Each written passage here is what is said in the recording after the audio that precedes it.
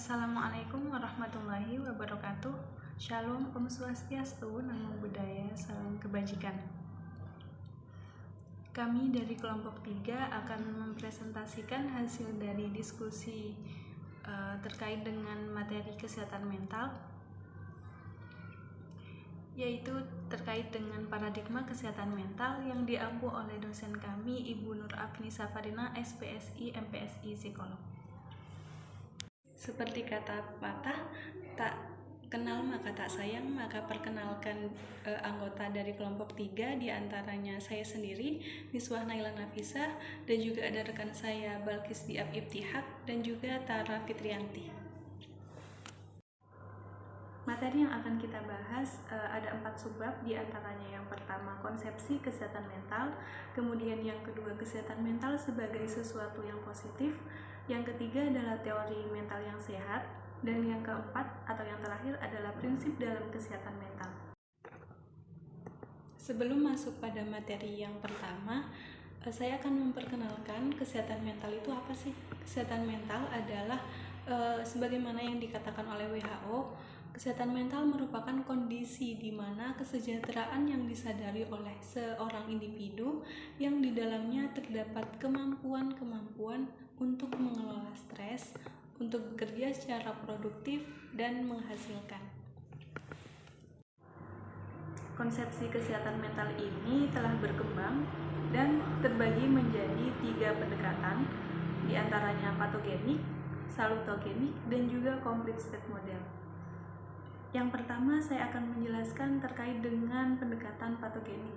Pendekatan patogenik sendiri ini penamaannya berasal dari bahasa Yunani yaitu pathos yang bermakna atau yang berarti penderitaan. Pendekatan patogenik adalah pandangan yang dominan secara historis dan memandang kesehatan sebagai tidak adanya penyakit dan kematian dini. Kemudian pendekatan yang kedua adalah pendekatan salutogenik. Pendekatan ini berasal dari bahasa Yunani dan Romawi, berasal dari kata salus yang bermakna kesehatan. Pada pendekatan ini memandang kesehatan sebagai sesuatu yang positif dari diri manusia, baik dalam segi berpikir, merasakan, dan berperilaku. Kemudian pendekatan yang ketiga atau complete state model merupakan pendekatan yang berasal dari bahasa Yunani, dari kata kuno.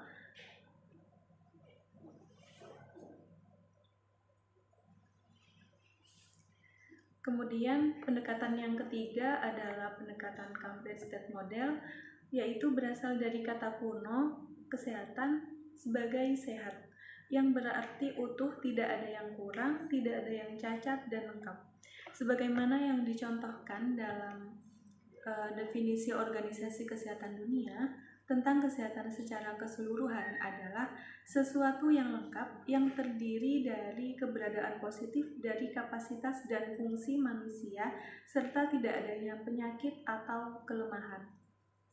WHO mendefinisikan kesehatan mental sebagai bukan hanya ketidak-psikopatologi, tetapi juga adanya tingkat yang memadai dari kesejahteraan emosional, psikologis, dan sosial. Hal ini dikutip dalam penelitian Dahlia pada tahun 2020. Penelitian Kais pada tahun 2014 juga mengatakan pendekatan ini merupakan pendekatan yang sempurna atau yang lengkap dikarenakan pendekatan gabungan antara pendekatan patogenik dan juga salutogenik. Materi selanjutnya atau materi yang kedua yaitu menjelaskan terkait dengan kesehatan mental sebagai sesuatu hal yang positif.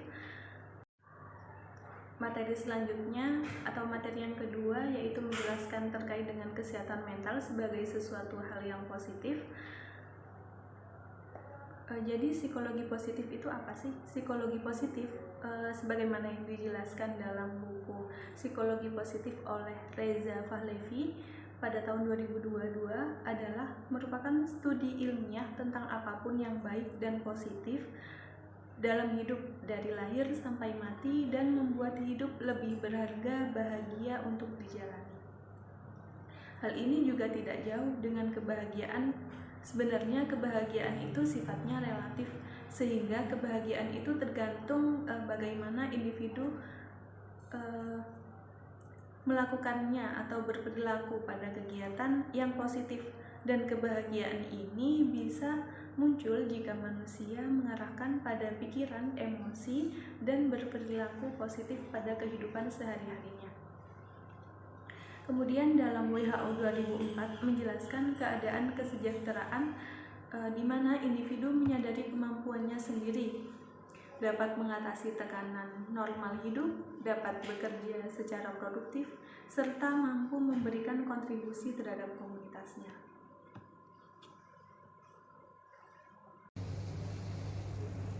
Untuk materi selanjutnya adalah teori-teori mental yang sehat. Yang pertama ada teori kesehatan mental, aliran psikoanalisa. Jadi aliran psikoanalisa ini dipelopori oleh tokoh psikologi yaitu Sigmund Freud. Nah, aliran psikoanalisa ini pertama kali lahir untuk menangani individu yang mengalami sakit mental. Namun dengan seiring berjalannya waktu, aliran psikoanalisa ini berkembang menjadi teori kepribadian yang digunakan sebagai metode psikoterapi. Nah, teori ini tuh membicarakan tentang kehidupan manusia meliputi sifat, struktur, hakikat, dan lain sebagainya. Jadi kepribadian manusia menurut Freud itu terdiri dari 3 sistem yang saling berhubungan, yaitu id, ego, dan juga superego. Nah, 3 aspek tersebut juga disebut dengan aspek psikologis, biologis, dan juga sosiologis. Yang pertama ada id. Id merupakan aspek psikologis dalam kepribadian yang berisikan tentang hal yang dibawa sejak lahir. Id ini berfungsi sebagai penggerak ego dan juga superego. Id ini juga menjadi pedoman fungsi untuk mengejar kesenangan dalam memenuhi kebutuhan naluriah. Kemudian ada ego. Ego sendiri tumbuh sebagai kebutuhan nyata yang berfungsi sebagai penghubung naluri dengan lingkungan sekitarnya. Nah, karena berhubungan dengan dunia nyata, maka prinsip kerja dari ego ini lebih realistis seperti berpikir logis dalam memenuhi kebutuhannya. Kemudian ada superego. Superego sendiri mempunyai prinsip kerja sesuai dengan nilai dan normanya. Jadi superego ini berisikan dorongan untuk berbuat baik, dan fungsi dari superego itu sebagai pendorong dan pengendali dalam berbuat kebaikan. Kemudian ada teori kesehatan mental aliran behaviorism. Jadi teori ini dipelopori oleh tokoh psikologi yaitu John Watson. Menurut John Watson disebut dengan behaviorism karena menempatkan tingkah laku makhluk hidup dan gerak-gerik jasmaninya sebagai subjek ilmu jiwa atau ilmu psikologi. Nah, jadi behaviorism ini menekankan motivasi manusia dengan adanya respon dari lingkup eksternal. Manusia pada dasarnya dibentuk dan ditentukan oleh lingkungan sosialnya. Teori kesehatan mental selanjutnya adalah dari aliran humanisme. Aliran humanisme ini dipelopori oleh tokoh psikologi yaitu Abraham Maslow. Menurut teori humanisme, motif utama manusia adalah pemenuhan kebutuhan.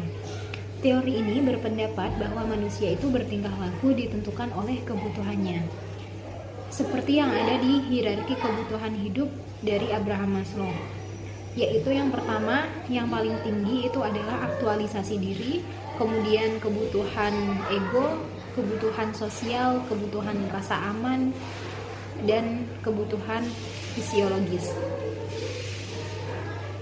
Teori humanistik ini memandang dari keyakinan, bisa memahami potensi diri yang akan membantu untuk menghadapi kenyataan yang ada pada diri individu, karena individu itu bisa berkembang dalam mengaktualisasikan dirinya. Sebab pada hierarki Maslow itu yang paling atas adalah aktualisasi pada diri sendiri. Baik, di sini saya akan sedikit menjelaskan tentang prinsip-prinsip kesehatan mental. Yang pertama itu ada prinsip berdasarkan hakikat manusia sebagai organisme. Itu ada yang mencakup, yang pertama itu kesehatan mental dan penyesuaian diri bergantung pada kondisi jasmani yang baik dan integritas organisme. Dan selanjutnya itu ada perilaku individu harus sesuai dengan hakikatnya sebagai manusia yang memiliki moral, intelektual, agama, emosional, dan sosial. Dan selanjutnya itu dapat dicapai melalui integritas dan kontrol diri baik dalam cara berpikir, berimajinasi, memuaskan keinginan, mengekspresikan perasaan, serta bertingkah laku. Selanjutnya itu dalam mencapai dan memelihara kesehatan mental dan penyusuan diri diperlukan pengetahuan serta pemahaman diri yang luas mengenai diri sendiri. Selanjutnya itu ada prinsip berdasarkan hakikat manusia sebagai organisme. Di sini ada pemahaman diri dan penerimaan diri hendaknya disertai dengan upaya-upaya perbaikan diri serta perwujudan diri. Dan selanjutnya itu ada kesehatan mental dan penyusuan diri yang baik dalam mencapai kestabilan dapat dilakukan dengan mengembangkan moral yang luhur di dalam diri sendiri. Selanjutnya pencapaian dan pemeliharaan kesehatan mental dan penyusuan diri bergantung pada pemahaman dan pengembangan kebiasaan yang baik. Selanjutnya itu ada kesehatan mental dan penyusuan diri menuntut adanya kemampuan melakukan perubahan sesuai dengan keadaan dan kepribadian kita. Dan selanjutnya itu ada kesehatan mental dan penyesuaian diri memerlukan usaha yang terus-menerus untuk mencapai kematangan berpikir, mengambil keputusan, mengekspresikan emosi, dan melakukan. Dan selanjutnya itu ada prinsip berdasarkan hubungan manusia dengan lingkungan. Yang pertama itu kesehatan mental dan penyelesaian diri bergantung pada hubungan antar pribadi yang harmonis, terutama itu di dalam kehidupan keluarga kita. Selanjutnya itu ada juga penyelesaian diri yang baik, serta ketenangan batin bergantung pada kepuasan dalam bertindak, misalnya dalam pekerjaan itu juga berhubungan dengan lingkungan kita. Selanjutnya itu kesehatan mental dan penyelesaian diri dicapai dengan sikap yang realistik, termasuk penerimaan terhadap kenyataan secara sehat dan objektif. Itu ada prinsip berdasarkan hubungan manusia dengan Tuhan. Yang pertama itu ada kestabilan tercapai dengan perkembangan kesadaran terhadap zat yang lebih luhur daripada dirinya sendiri, tempat ia bergantung, yaitu Allah Subhanahu wa Ta'ala. Dan selanjutnya itu ada kesehatan mental dan ketenangan batin dicapai dengan kegiatan yang tetap dan teratur dalam hubungan manusia dengan Tuhan, misalnya melalui salat dan berdoa.